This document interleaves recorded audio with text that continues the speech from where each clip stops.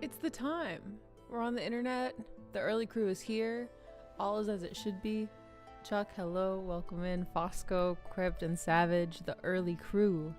How the diddly heck are you guys doing? How is everything? How was your week? How was your weekend? Got any fun plans for the rest of this week? Hey Brad, welcome in. Good to see you. I spent the entirety of my workday writing a newsletter, and now I think I'm ready to walk into the woods and not come out.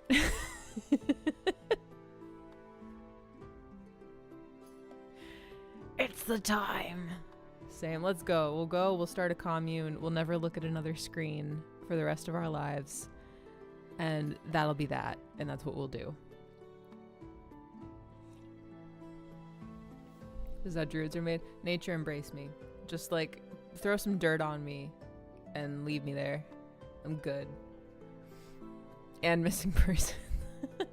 The line between a druid and a missing person is it's a little thin, isn't it? How are y'all doing? Yesterday I hung out with the awesome folks at Guild Superior. I joined them for I'm gonna be joining them for about like 3 weeks for 3 sessions. So I'll be back with them on Tuesday. It was awesome. It's so much fun. Those guys are awesome. I drove from Texas to Mississippi and back in one day last week. What the fuck? Respectfully, what the fuck? I was looking today, and we have more games than any other publisher there. Even Watsi and Paizo, first I've seen. Wait. Huh? Do explain. More game, like more. What do you mean more games? At ArcadeCon! Dude! Seriously? That's so fucking sick. That is really, really, really, really cool. So hey, ArcadeCon attendees, you heard it here first. Castles and Crusades, that's the one. That's the one to go to. We're flooding ArcadeCon. I want to say ArcadeCon, and that's not what it's called. It's small but wild. Let's go. That sounds awesome.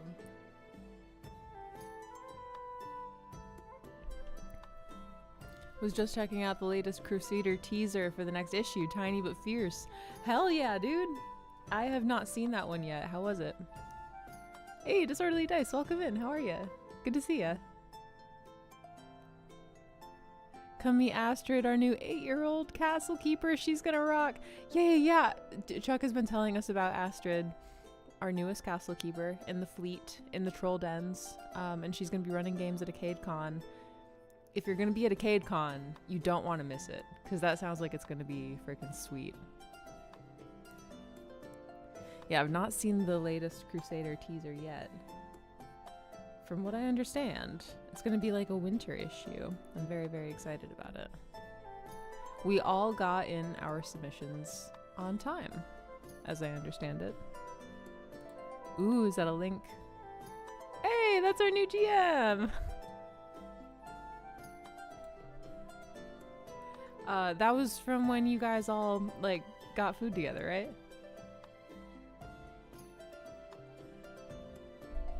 She's on fire. Yeah. That rules. And I know, like, I'm not the only one. I think everyone in the community, like, and that's one of the things I really love about this community, is how stoked we all are when, like, younger folks come in, and especially, like, kids. When kids come into the community and want to, like, take the reins and do stuff, we are all just like, yes! Jeremy just posted part 2 to Patreon. Hell yeah. Let's go. The patrons get credited at the end of YouTube videos, and so he sent me the updated list of patrons for YouTube videos, and it reminded me that I need to put more content on our YouTube channel. We need another how to play CNC video up there. I've got the script for it. I just need to do it. Maybe I'll do that this week.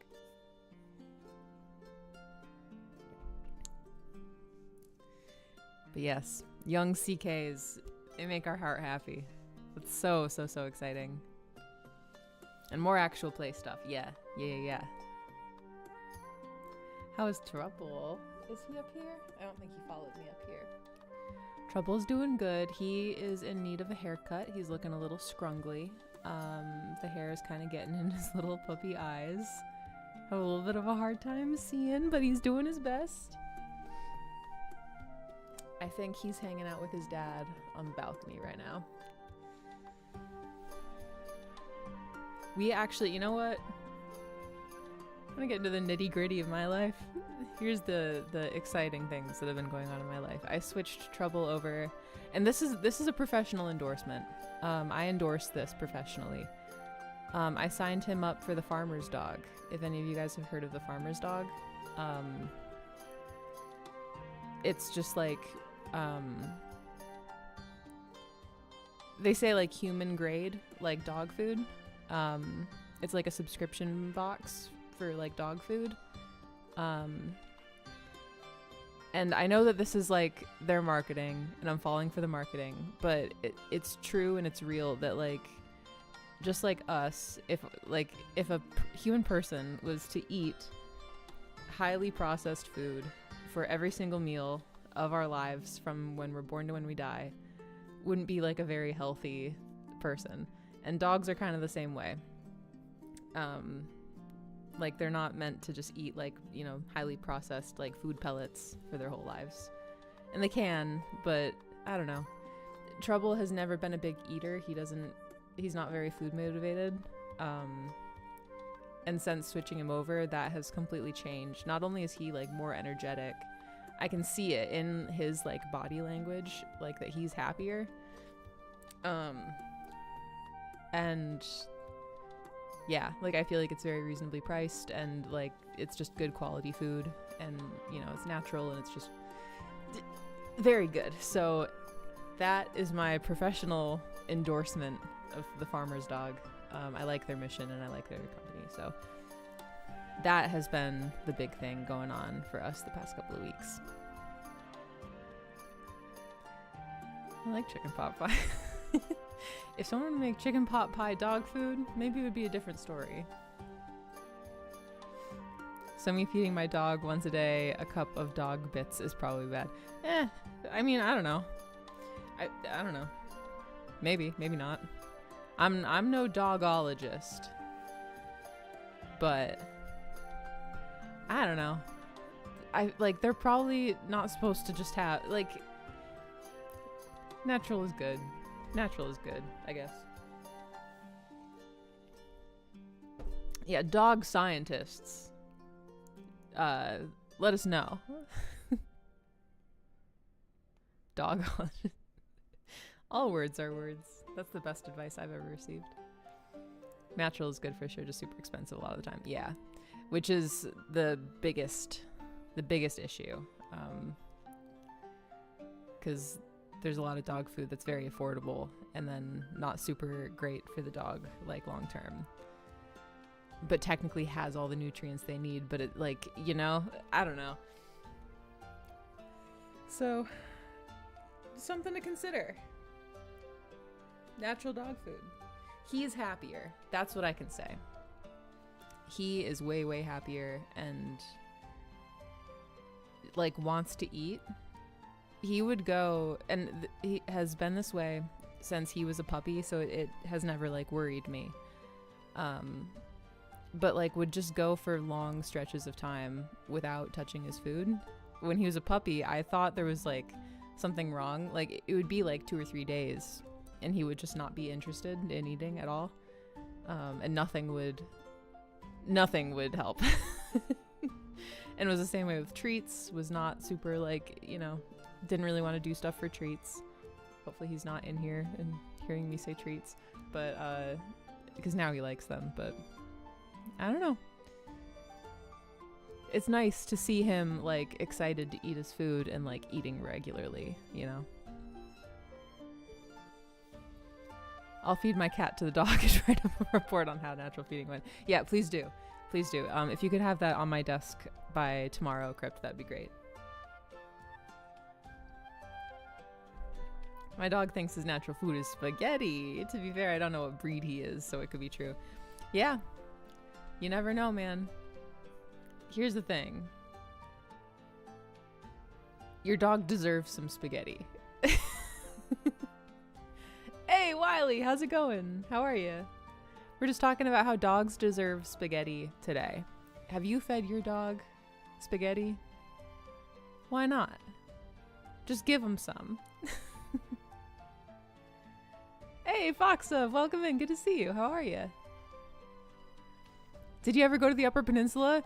No. I've still never been. Born and raised in Michigan. Been in Michigan for a year.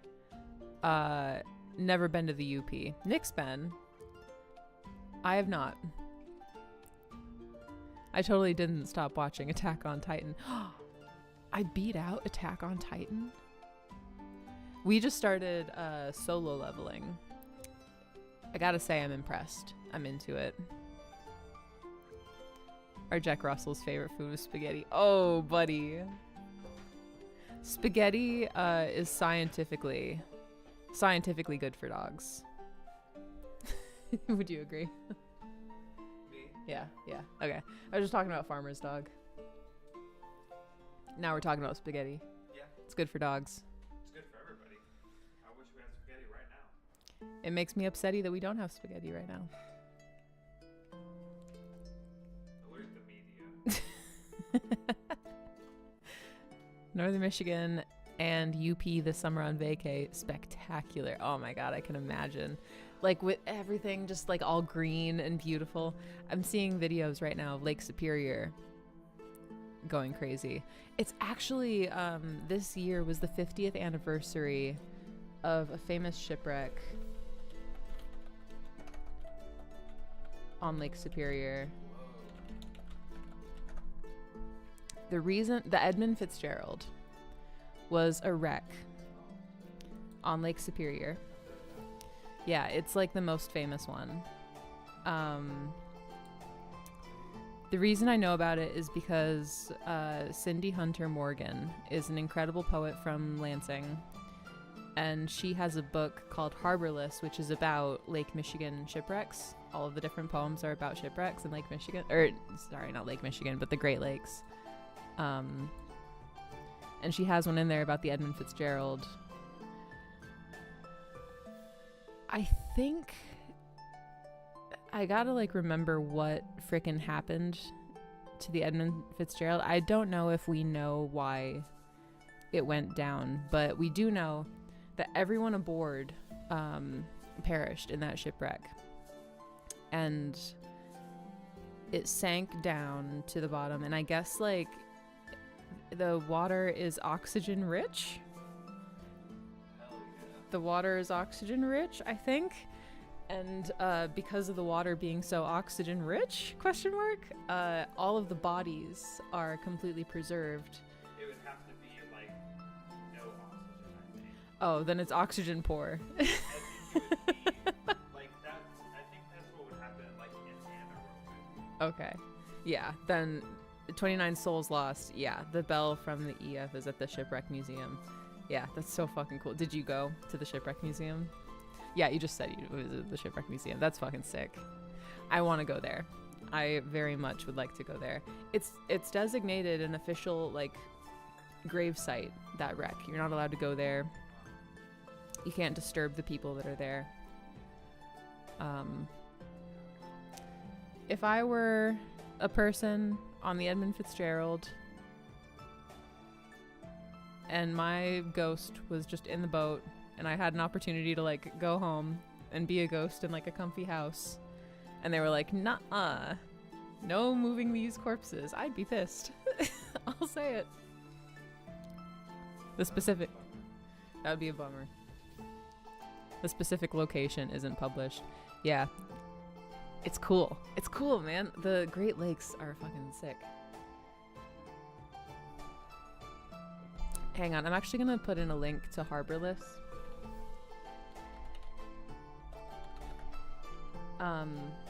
I can't recommend it enough.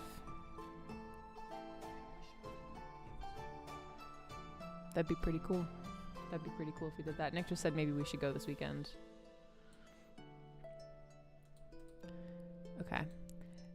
If you want a book of beautiful, I'm talking beautiful, really good poetry, Harborless by Cindy Hunter Morgan. It's so good. I can't recommend it enough.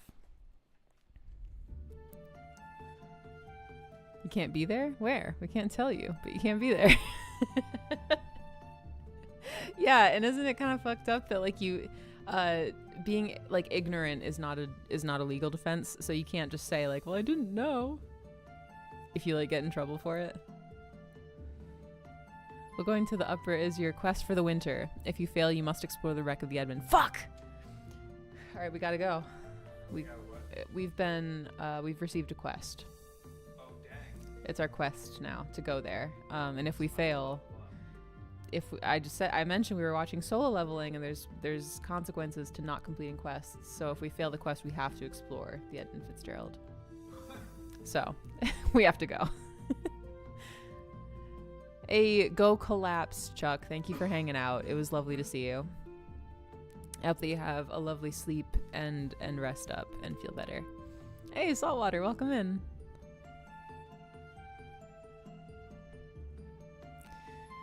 Man, oh man.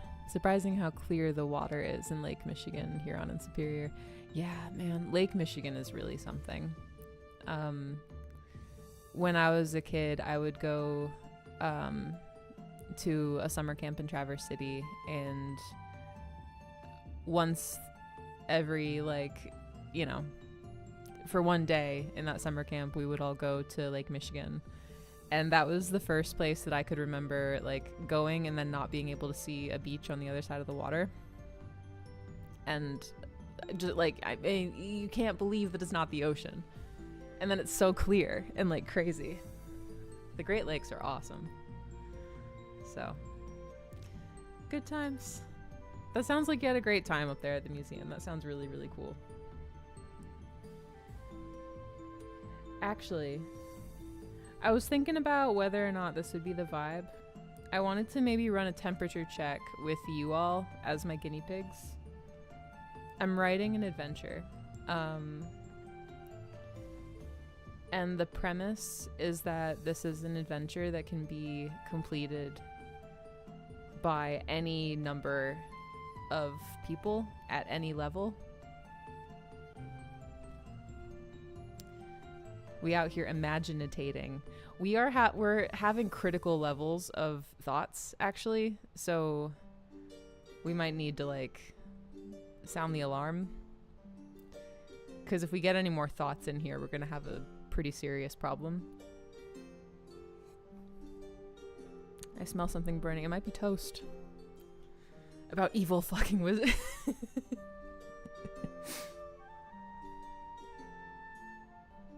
Here's the thing, Jeremy. I spent my entire 8-hour workday today writing a newsletter, because we're starting this new thing. Hey, if you're not signed up for the newsletter, we're gonna try, like, just kind of doing fiction every week and seeing how it does. Ignore today's newsletter. I spent 8 hours writing it, and it's so bad. Just spent too much time thinking about it, and then going back and forth on stuff. But I was about this close from messaging you and asking if I could use that instead. And then I sacked up and just did it. Any quantity of characters at any level. Yeah, I thought maybe it would be cool if there was, like, an adventure that, like, one person could do. Like, one level 1 character could theoretically do this adventure. It's a mystery, just like the last one.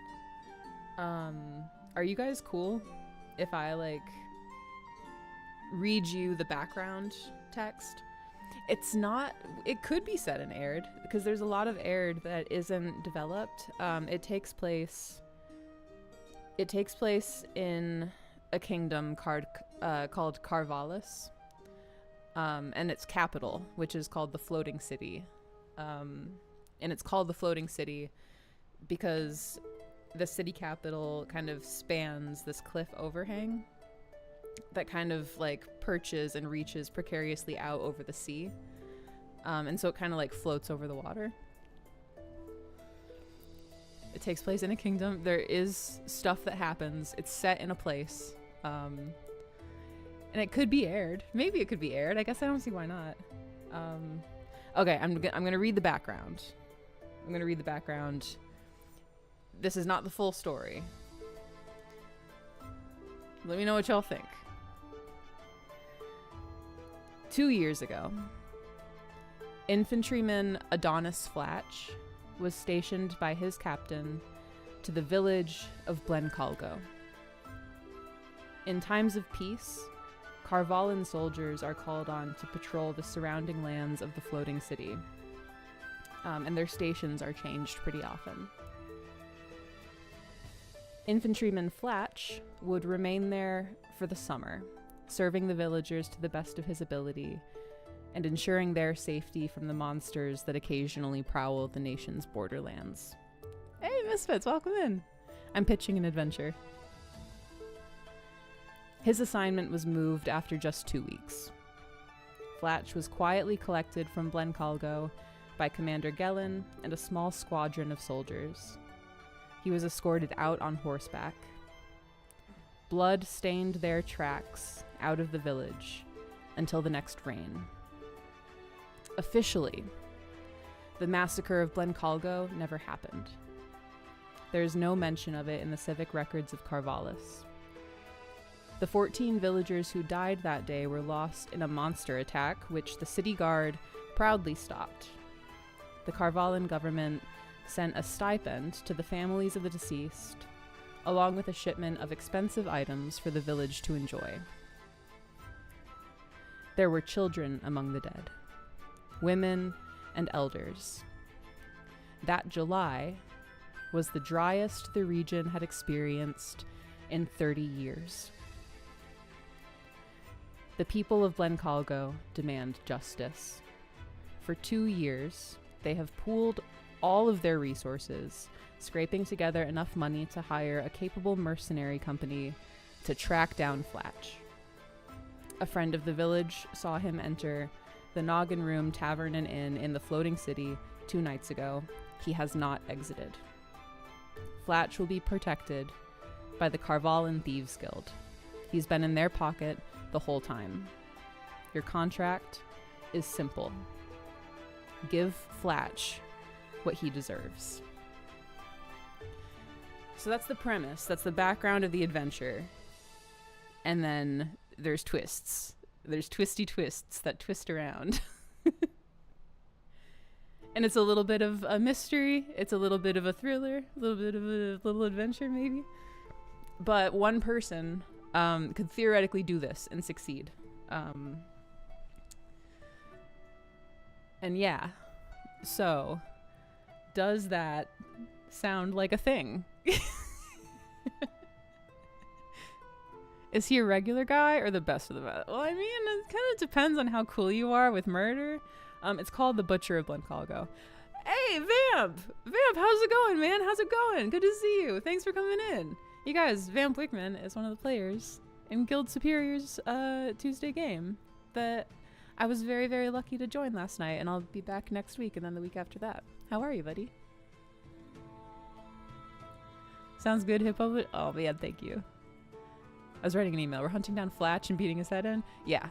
Yes. That is the premise. Give me the elevator pitch. So the elevator pitch for The Butcher of Blencolgo is that this is a mystery thriller that explores what justice is and what it means and when it's been achieved. And then I don't know if I want to like spoil the whole thing. I can if you guys are in, but I also don't want to like yap at you about like my adventure. I was very kind of you all to let me like pitch it and kind of toss a little bit of a thing. Maybe not for a wizard. I think a wizard could do this. The thing about the floating city is that it's highly corrupt and magic is huge there. There are these like highly specialized like mage academies that bring in a lot of wealth to the region, but not many of the residents actually get to enjoy that wealth. It's mainly like a few who get to enjoy that wealth. Are there things to hit? Potentially. It all depends. There will be at least flatch to hit, yes. Thank you, Misfits. I appreciate it. Great setup for a rogue or fighter. A rogue would do very well in this adventure. There's thieves guilds, there's cities, there's like all sorts of sneaking around to be done. But yeah, I don't know. I think a lot about, especially when like playing games, about something that my dad told me. And he said justice is people getting what they deserve. And so that raises so many questions for me. I'm like, okay, so who decides who deserves? Is it the injured party? Is it the state? Is it who? And so that's the question that would be explored in this adventure. No spoilers. Hashtag no spoilers. Gives a lot of openness to developing characters' morality with this dilemma. Yeah, I love morality dilemmas. Like, what's the right thing to do? Very noir. Man, maybe it could be noir. That would be kind of cool, like a fantasy noir. You know, of all the few games I've played in recent times, I've never played a rogue. I love that a rogue would do well. Dude, you gotta play a rogue. Rogues are so fun. Jeremy was playing a rogue in our Monday game. Rogues are fucking sick. They're really dynamic and just versatile, I think. The challenge will be writing and filling the city in a satisfying way. If it's as detailed as it likely needs to be, you have to balance how far you bury the lead. Yeah, right now it's very narrow. I have like an optional quest hook written in to like expand the adventure. But I want to put enough in there that it's like rewarding to explore, but not so much that it's like, you know, they get lost and like, you know, that it's hard to like actually do the adventure. Why is he being protected? Well, it's a little bit of a spoiler. It's a little bit of a spoiler.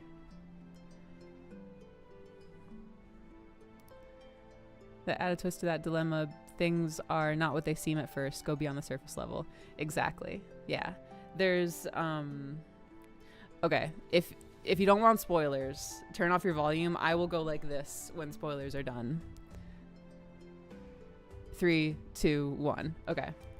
The reason that Adonis Flatch is being protected by the Thieves Guild is because his older sister is a doctor. The thing about the Carvalan military is that their lower ranking soldiers are magically cursed. The soldiers don't know this when they sign up for military service.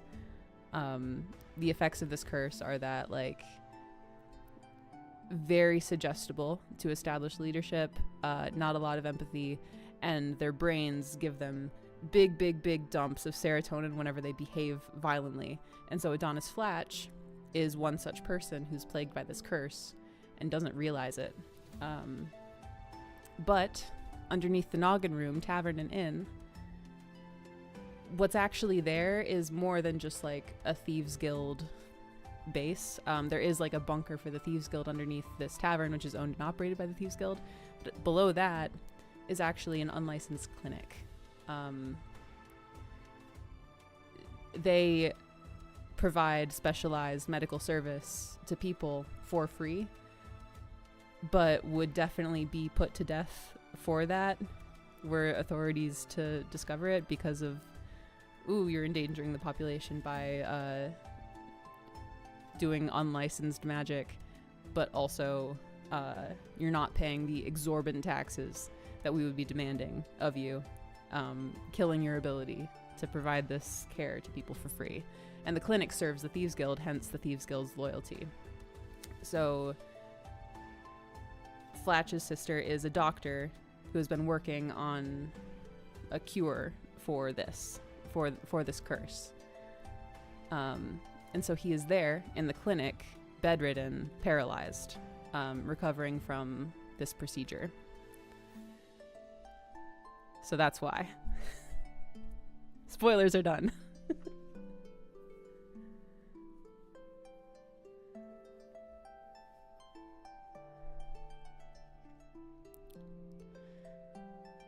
I'm usually a paladin, ranger, or warlock kind of guy. I need to widen my range when I get the chance. Yeah.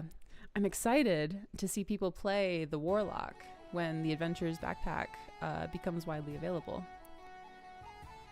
I got to read through it, and it's very cool, and I'm very excited to see what people do with it.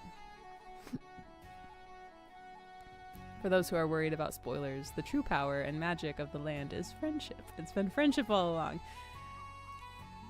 Here's the thing. That was 100% the thesis of Scrapped. All of my games are about friendship a little bit.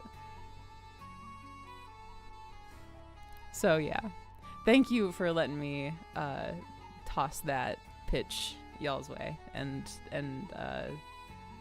kind of, it helps me a little bit to like get my thoughts straight, to like explain it.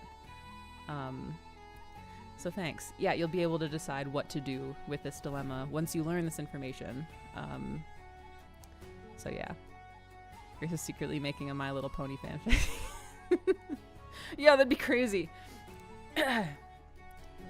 That'd be so... Man, don't be crazy. That'd be nuts. Here's what I did find. Did I tell you guys about this? Did I tell you this yet? I found the laptop that has my 11 through 13-year-old poetry and World of Warcraft fan fiction. And lo and behold, the laptop was able to be turned on, and I recovered those documents. So we may have a dramatic World of Warcraft fan fiction reading in our future, depending. I'm sure I speak for everyone when I say we enjoyed it. Oh, buddy, thank you. I needed the creative boost because I'm prepping for a con this weekend. Hey, is Arcade Con? Is it Arcade Con? Hey, Leroy, welcome in. Good to see you. How are ya? Have some thunks? Will you thunk them over, please? I would very much like some thinks and some thunks of the thinking and thunking variety. That would be wonderful. Mythic Con. Hell yeah, that's awesome. I'm less than an hour from that con and can't go. No! That sucks. In Charlotte. I've always wanted to visit Charlotte. I've never been over there. I hear that it's beautiful. I'm referring to the one in Dayton. Gotcha. Loving life. Thank you. I'm glad to hear that. That's awesome. I'd love to go to Arcade Con. Me too, man. Well, Chuck was in here a minute ago, and he just said that we have more games scheduled at Arcade Con than anyone, including like WotC and Paizo. That's crazy. Castles and Crusades and Amazing Adventures. Siege. We're sieging the place. Full siege, all the time. Here's the thing. We're gonna read tonight. I'm not gonna let it... I'm not gonna let this go on any longer of not reading. Because here's what happens. I get on here and we start yapping. And I never read. And I don't read. And that's what I'm supposed to be doing. We're supposed to talk about Aihrde. So that's another thing about this adventure. I think I would like to place it in Aihrde, but it's got to be somewhere that can accommodate the floating city and its environs. So We'll see. We'll see if it all works out. And until then, let us journey, you and I, where the evening spreads out against the sky like a dragon in the maelstrom. I know that CNC and AA is being properly represented at MythicCon as well. I'm running Amazing Adventures myself. Hell yeah, dude. Are you doing a module or like an adventure that you wrote? That's very, very cool.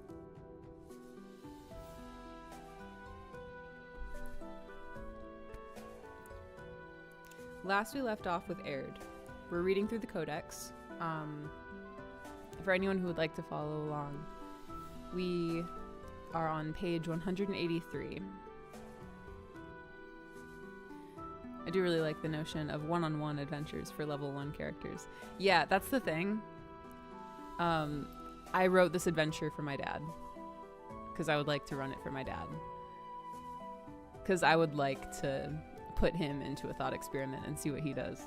So if you're my dad, if you're my dad and you're in here and you're watching, forget any of the explanation of the adventure that I just said. Shadows of the Red God, that has been a bit reworked by me. Oh, hell yeah. I love the Red God trilogy of Amazing Adventures. I think those are so cool. Okay. All right. I'm focused. I can do this. I can read. I know how to read. And I'm gonna do it. Last we left off, we had been talking about the, not creation exactly, but trolls. The arrival of trolls to Aihrde. The evolution of trolls, one might say. Really awesome. Thank you, Eiley. I appreciate it. Ooh, okay. The focus of the scenario seems to be tightly honed in on military and organized crime. Placing it in an enormous city with vast spell schools and all the rest of it may produce something that is either too vague to be satisfying or so hyper-focused as to waste the location. It'll be super important to balance all this. A potential alternative would be to set it in something like a flying fortress where everyone inside the walls is a state actor with the goal of rooting out the interlopers. That could be cool.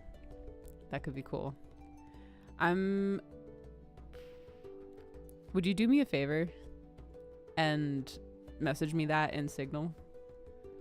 Because I would like to be, that's a good thought, and I would like to be able to read that again when I like go back into it and start like fleshing out the scenario. No?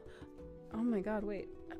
Look what I found. Oh my god, it was just here. That's crazy.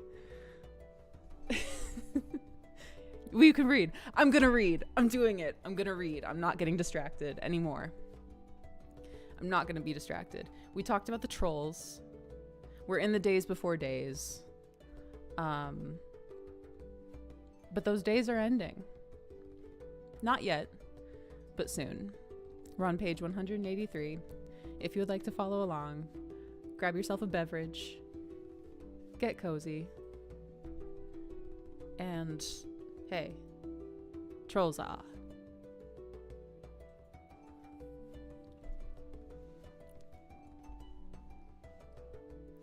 True. I think I just peed.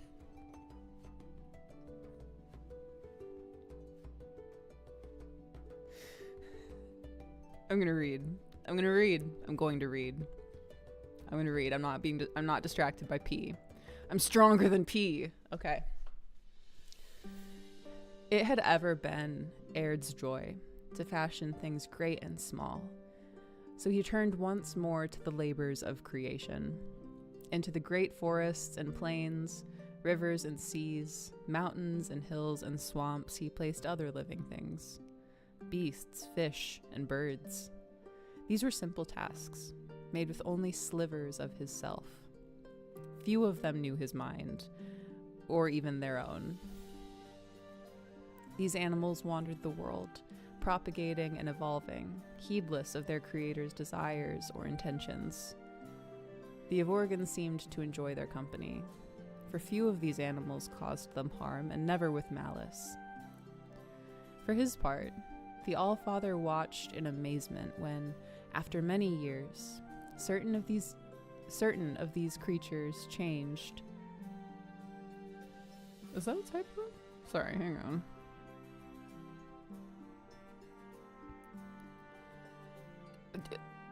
Okay. I think it is a typo. I'm going to say the sentence again. I can read. I'm going to read. I'm reading. For his part, the All-Father watched in amazement when, after many years, certain that these creatures changed, seemingly of their own accord, becoming creatures altogether different from his original intent. They waxed and waned as the arc of time uncoiled. Ages went unheeded by any but the gods and the Avorgan. These ages they remembered as the garden at dusk, for the gods were free of strife, and the world toiled as it would, growing older and taking root in the endless pools of spent time. How many interjections can I fit in before I have to put a period? Run-on sentence challenge, level impossible. Orndul, called the Red God, took heed in these days, and he worked the darkness beneath the world. He tunneled ever deeper into the bedrock of the world, at times coming through the underneath to the wall of worlds as set by Aihrde. That's a W for the flat earthers. In those days, he made caverns of wondrous size and beauty. He guided water from above and filled deep pools and flooded chasms so that the world beneath filled with the music of flowing water. But the music held an echo of desire in it, a longing for power and mastery.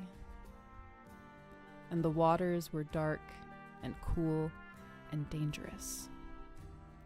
These were the catacombs of his desire, but called by the dwarves in later years the Krual Neonsk, the tombs without hope. Orndul the Red God suffered all his realm to dwell in darkness, not the black that came with Onkelar in the ages yet to come, but a darkness through which one saw the world as a maze of doubt and confusion. His intent was not beauty, but altogether evil. There, he snared many creatures. I can't even look at chat right now.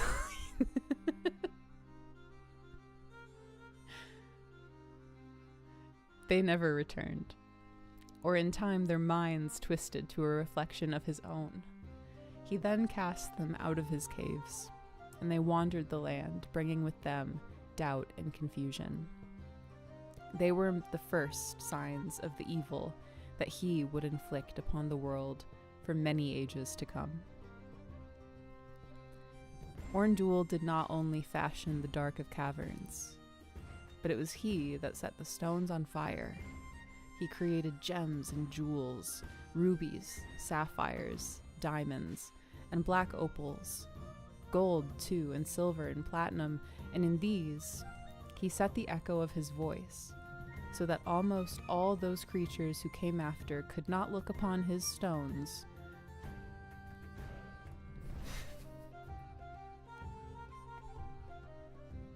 Sorry. Something's wrong with me. Something's egregiously wrong with me. I'm good. I'm fine. I'm good. I can't read this sentence. I don't know if I can get it out. I'm gonna move past it. I'm at work. Being stupid. Okay. I'm gonna skip that sentence. Can I show you? What was it? What Come here. It's just really funny. There's nothing wrong with it. I'm just a child.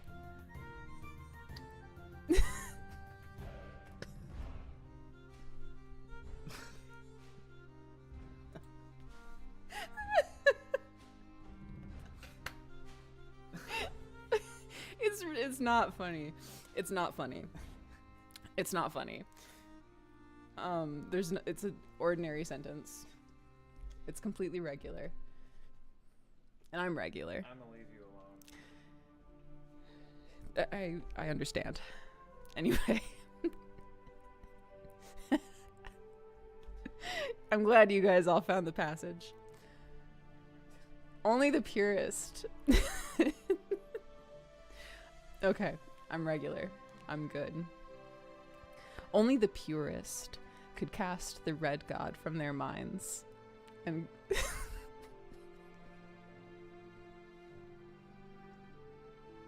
can I do this? And curb their lust for the riches he created.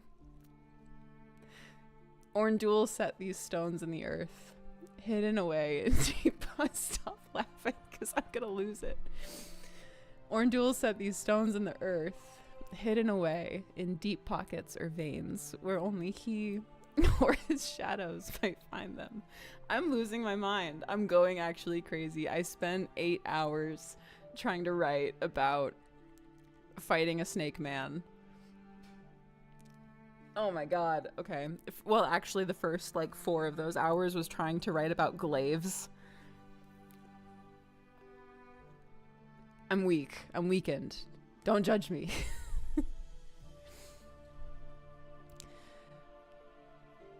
The red god breathed his essence into the untamed waters and wildfires of the maelstrom. He cast images of his own mind into the chaos and stirred the madness to dreams of wild abandon. Thus, many creatures of chaos came into existence, and these Orndul set on their own course.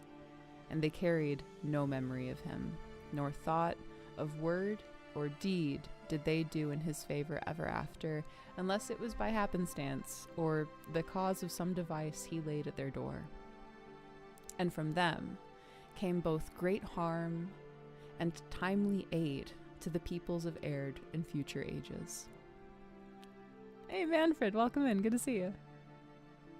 Aihrde looked upon the world he created and saw the beauty of it all. The rivers and oceans, the deep forests of trees, the rising mountains and ridges, the valleys and dales. He saw the wonder of colors that the Maiden of Light left as she spun around the world. He loved the cool of the dark when the Maiden of Night rode across the heavens, and he can see into the void where the memories of his thoughts shone like points of distant light.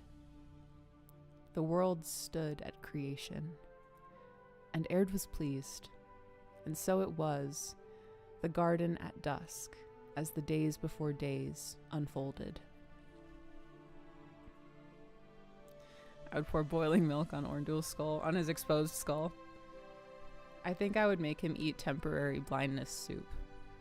I think I would feed him soup that makes him temporarily blind. Thanks for the lurk, Wiley. It's good to see you. Of the dragons. The arc of time continued to uncoil, and the weight of it pooled and gathered at the feet of the shadow of the Allfather. In that time, Aihrde grew restless with his world. Turning his thoughts elsewhere, he wondered what more he could create. He thought then upon the dragon Inza, and the beauty of her form, of the reckless danger caught within her, and his thoughts traveled into the maelstrom as an ode, and she heard it. In time, she rose from the realm beneath the world and came to him, for she too remembered him and all that he had wrought. They bargained then upon the edge of creation, and Aihrde taught her the knowledge of the trees and their waking, and she promised him dragons in return.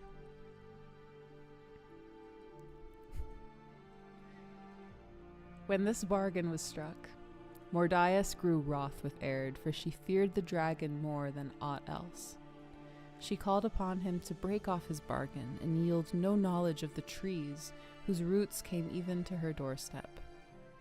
But the Allfather denied her and laughed, for his joy was in creation and always making the world anew. Mordias was in the power of her youth, unspent and fearless to the point of recklessness. In this she mirrored her brother Orndul, untamed and filled with passion. She rose in a tempest about Aihrde and thundered upon the world, cast out to the trees, bidding them to dig deep into the earth and to take no heed of rock or stone.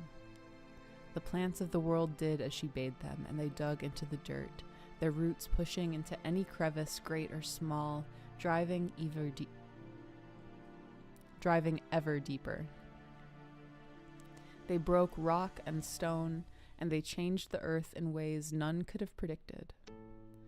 So it was that the fauna clung to all things, and in time, the flora, it says fauna, but I think it would be flora, clung to all things, and in time, wore it down, whether sandy soil or mountain stone. Aihrde took no notice, and he drew forth many trees, and set them in the maw of the dragon, and she bore them away to her own domains, and set them the task of spreading through her world. Where she had been lay a clutch of eggs, set in woven stone upon a range of mountains whose height she crushed with her weight. And it was a place of wonder, for Inza tore a hole in the skin of the world and opened a rift into the maelstrom. It's not real, bud. It's not real. It's just a story.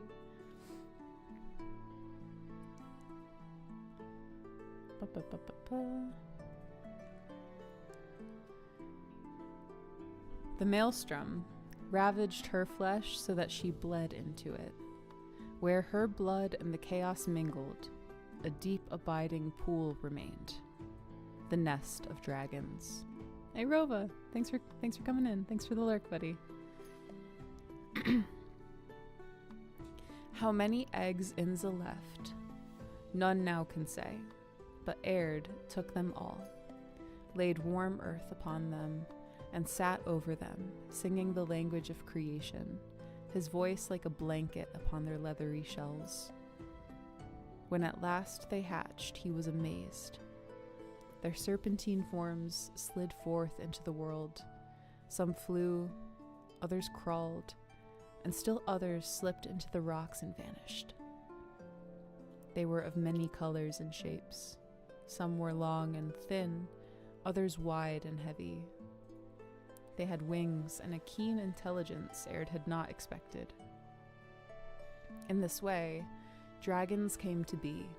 They carried the intelligence of Inza and the wisdom of Aihrde. And in the breath of Aird's song, they learned of the language of creation, in parts or in whole. Here's the thing.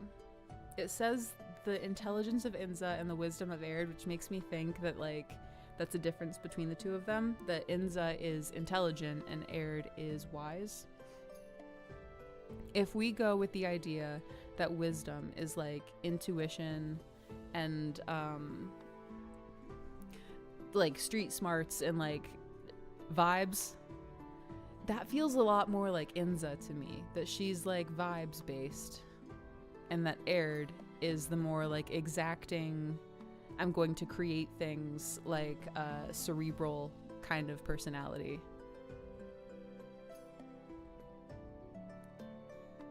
Hot take? Maybe, maybe not. Does this make dragons bastards? Oh my god, all dragons are bastards. Aihdab. Aihdab is real. Also, all dragons are not intelligent. Per rules is written, only percentage of them have language and spells. Damn. But all dragons are a vibe. Wisdom? Wisdom based? Dragons are wisdom based confirmed? I don't know. I don't know. Not confirmed. Hypothesized. But I don't know. That thought rocketed into my little brain where nothing else is living right now. So I had to immediately voice it. I can read. I'm going to read.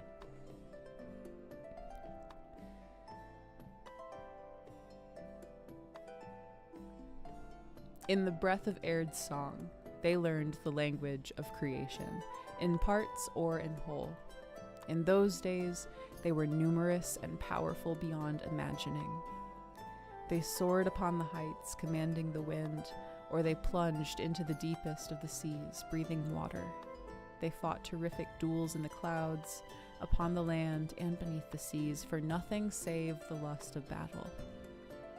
Had there been any but the gods to see them, they would have stood in awe at the ferocity of their battles with fang and talon, fire, ash, acid, and lightning, and in the dragon's storms of wind, rain, and ice, as well as other things beyond all knowing. See, Steve said they all learned language. Actually, I dream of having enough knowledge of the world of Aihrde to be able to actually Steve.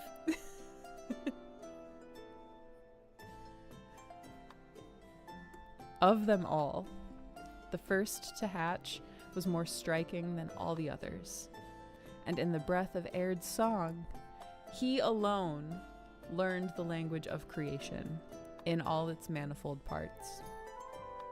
Hued golden red, with a long, narrow body and wings of fire, the dragon lay in the nest of his mother's making long after all the others had fled.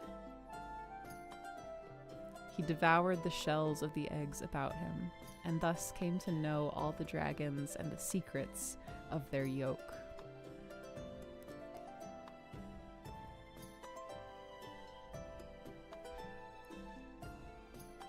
Here's the thing. It's so cool. It's really cool. Like, knowing, like, that's a really cool... It just, to me, it sounds so goofy, but that's just because I'm tired and my brain is just like, everything is funny. The secrets of their... I will learn the secrets of your yoke. Hey, Azur, welcome in. Good to see you. But him eating eggs, oh my god, eats an omelet one time, becomes unbearable, and a know-it-all and super intelligent. His name is Caligon the Black, or is this not copying the similar religion?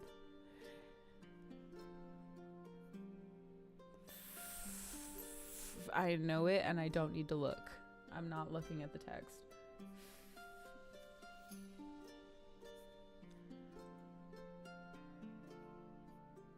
Frafnog. Oh my god, his name is Frafnog.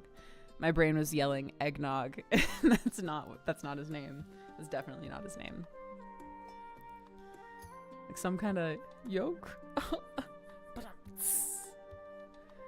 Y'all, I'm insane right now. Thank you for hanging out and enduring this. It's nice to not be in my brain alone. After he settled upon the ruins of the nest, bathing in the bloody waters of his mother's chaos, he set his gaze upon the Allfather. Aihrde returned the dragon's stare for a long age, but the dragon never flinched, casting back Aird's vision with unblinking eyes. In time, Aihrde left the nest, and the worm thought himself victorious over the Allfather. Few could ever make such a claim. And the dragon took his name then, Frafnog, which means the unblinking.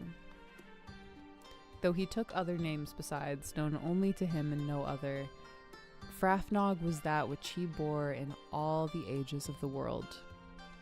Not even Aihrde could see into his mind, for it was the will of Inza that some things were denied his wisdom. I think we'll end there because I'm gonna go insane. And it's 9. Thank you all for hanging out. Sorry for like losing my mind. Like, yeah, just, thanks for hanging out. This was super fun. He likes eggnog. It's made with yolks. It's such a cool thing. The premise is so awesome. Like, you're a dragon, you're born in a clutch, all of your other dragon siblings leave, you're there, you eat their eggshells that they were born in, and then you discover all of their secrets and you're able to like control them. That's sick. That's what happens. It's really fucking cool. The lore of the dragons in Aihrde is sick. Something about the secrets of their yoke to me right now with the mood that I'm in killed me. Same with the lust for his stones or whatever I was gonna read before. I couldn't get the words out. Not often does that happen to me. So thank you all for hanging out and enduring. It's 2 a.m. my time. Holy shit. Dude, get some rest. Have good dreams. What did Big Reddy mean by this? Hot Rod. New names for Frafnog. Wrong answers only. Who called him Big Boy earlier? They called this one Big Boy. Hey, Ray, how's it going? You're back? Not for long. I'm on my way out. It's good to see you, though. Stone lust is totally normal. If your stone lust lasts 4 hours or longer, I shouldn't be making... I'm at work. Whoa. I am at work. I'm gonna go. I'm gonna sign off. I'm losing it. Alright, hang on. Who are we gonna raid? Ooh, okay. It's a toss-up. We can raid Stronghold or we can raid Folk and Myth. Let's do Stronghold. Hey, if y'all didn't know, Guild Superior and Stronghold and Folk and Myth and a bunch of other amazing creators. Don't go just yet. I have one real thing to say. We're all doing a stream team for Feeding America, and it's an incredible charity and every little bit helps. So hey, if you have like $5 to toss towards like helping families that might be struggling in the current circumstances, you can do so with Stronghold or Folk and Myth or Guild Superior or a bunch of other really awesome amazing streamers. Everyone's like teaming up. Phantom NJ I think is part of it too. Let's raid into Stronghold and make a difference for some people.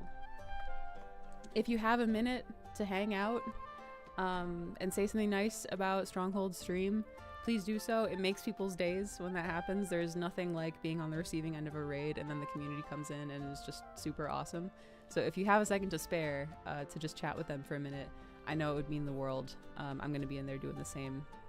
Thank you all for letting me absolutely be so insane today. I'm losing my mind. I am in a place and I'm gonna go and be in that place offline and we're gonna go. Thank you all for hanging out. Ask them for their opinions on Big Reddy. We'll crowdsource Big Reddy. We'll get Big Reddy and the Lustful Stones. Maybe we'll start a band. Who knows? Big Reddy and the Lustful Stones, you in? Ska, maybe? We're doing it. It's happening. Go in peace, make the words do good. I will see you all again on Monday here, Tuesday with Guild Superior, and then Wednesday here again. And that's that. Goodbye. I'm losing it. I'm gonna freaking